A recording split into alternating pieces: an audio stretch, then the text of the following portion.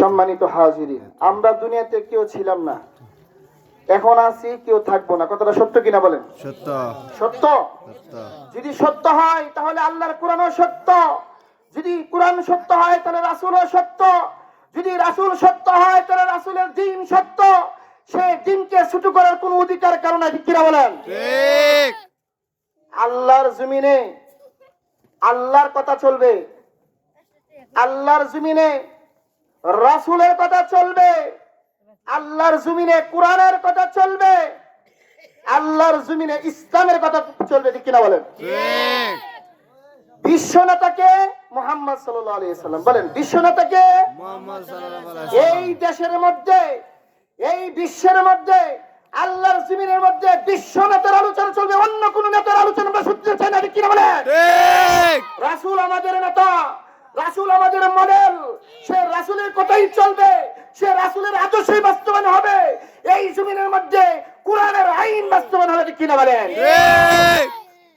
মানব রচিত কোন কোরআনের কোন আইন এই দেশে চলবে না।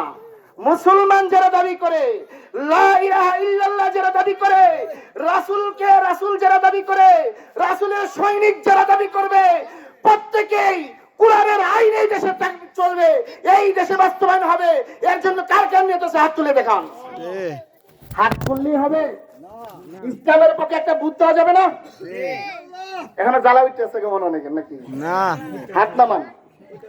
আল্লাহকে যেভাবে মানি, রাসূলকে নেতা হিসেবে যেভাবে মানি, আল্লাহ আমাদের রব, রাসূল আমাদের নেতা, আমাদের দলের নাম ইসলাম, ঠিক কিনা বলেন? ঠিক। অন্য কোন দল, অন্য কোন নেতা আমরা চিনি না, আমরা আমাদের নেতা রাসূলকে চিনি, ঠিক কিনা বলেন? ঠিক। কোন সন্দেহ আছে নাকি? না। কোন সন্দেহ নাই। মা বোনদেরকে বলতে চাই, আপনারা রাম বামদেরকে বুদ্ধি এই দেশের মধ্যে অশৃঙ্খলা সৃষ্টি করেছেন, ইসলামকে বুঝছেন, কোরআনকে বুঝছেন। এই দেশের মধ্যে কোরআনের আইন চালু হবে, এই দেশের মধ্যে শান্তি শৃঙ্খলা রাখতে হবে, এই দেশ উলামায়ে কেরামের নেতৃত্বে চলবে, ঠিক কিনা বলেন? ঠিক।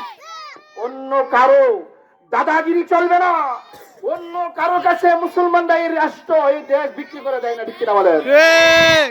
দেশ চলবে মুসলমানদের নেতৃত্বে, রাসূলের নেতৃত্বে, কোরআনের আইন অনুযায়ী দেশ চলবে, ঠিক কিনা বলেন?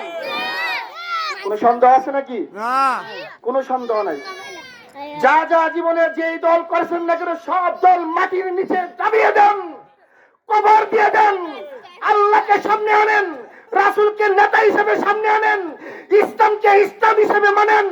কোরআনের আইন চালু হবে, এই দেশের মধ্যে কোরআনের সংবিধান চালু হবে।